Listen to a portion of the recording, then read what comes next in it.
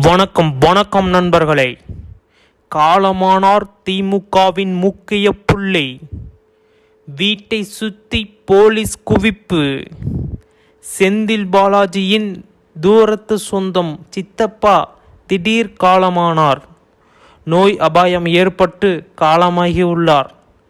வர முடியாத சூழ்நிலையிலும் கண்ணீர் தெரிவித்த செந்தில் பாலாஜி என்ன செய்வது என்று கண்விழி பிதுங்கி நிற்கிறார்.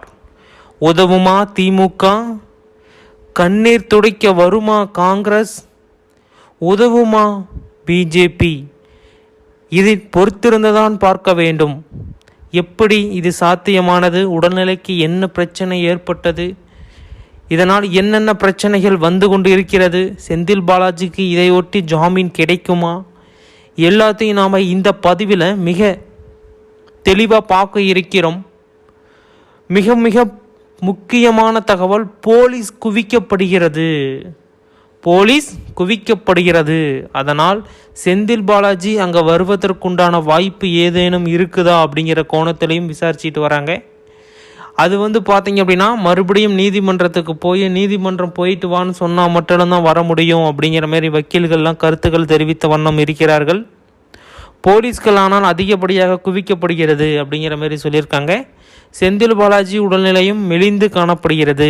அதனால் உறவினர்கள் ரொம்ப பதற்றத்துடன் இருக்கிறார்கள். என்ன ஆனாலும் உடம்பை பத்திரமா பார்த்துக்கோங்க அப்படிங்கிற மாதிரி பார்த்தீங்க அப்படின்னா நியூஸ் எல்லாம் இப்போ ஸ்ப்ரெட் ஆக ஆரம்பிச்சிருக்கு. கமெண்ட் செக்ஷன்லாம் செந்தில் பாலாஜி கவனமாக இருங்க அப்படிங்கிற மாதிரி சொல்லியிருக்காங்க.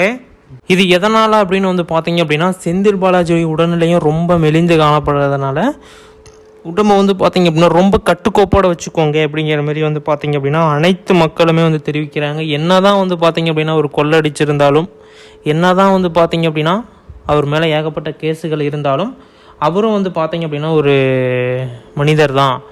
மனித உரிமை ஆணையம் பார்த்தீங்க அப்படின்னா அவருக்கு உயிர் கொடுக்கணும் அப்படிங்கிற மாதிரிலாம் பார்த்தீங்க அப்படின்னா பேசிகிட்டு இருக்காங்க. இது பார்த்தீங்க அப்படின்னா இப்போ செந்தில் பாலாஜியுடைய உறவினர் இறந்ததுனால ரொம்ப கவலையாக பார்த்தீங்க அப்படின்னா இருக்கிறாங்க. திமுகவில் அவங்களும் பார்த்தீங்க அப்படின்னா ஒரு முக்கிய புள்ளி. அதாவது பார்த்தீங்க அப்படின்னா ஒரு செலவு பண்ணுறதா இருக்கட்டும், ஒரு கட்சிக்கோசரம் செலவு பண்ணுறதா இருக்கட்டும், எல்லாமே லட்சக்கணக்கில் செலவு பண்ணுறீங்க. அவங்க பார்த்தீங்க அப்படின்னா திடீர் மரணம் ஏற்பட்டிருக்கு. இது எப்படி ஏற்பட்டது அப்படின்னு பார்த்தீங்க அப்படின்னா அவருக்கு உடல்நிலை ரொம்ப உபாதைகள் இருந்ததாகவும், கிட்னி ஃபெயிலியராக இருந்ததாகவும் பார்த்தீங்க அப்படின்னா சொல்லப்படுகிறது. ஒரு கிட்னி வச்சு இன்னும் ரொம்ப நாள் பார்த்தீங்க அப்படின்னா ஹேண்டில் பண்ண முடியல. அதுலேயும் பார்த்தீங்க அப்படின்னா ட்ரிங்க்ஸ் பழக்கம் ஓரளவுக்கு இருந்ததாகவும் சொல்லப்படுகிறது. அவர் மரணித்தது இன்னைக்கு காலை பார்த்தீங்க அப்படின்னா மரணிச்சிருக்காரு. நாங்கள் ஆழ்ந்த இரங்கலை நாங்கள் தெரிவித்துக் கொள்கிறோம்.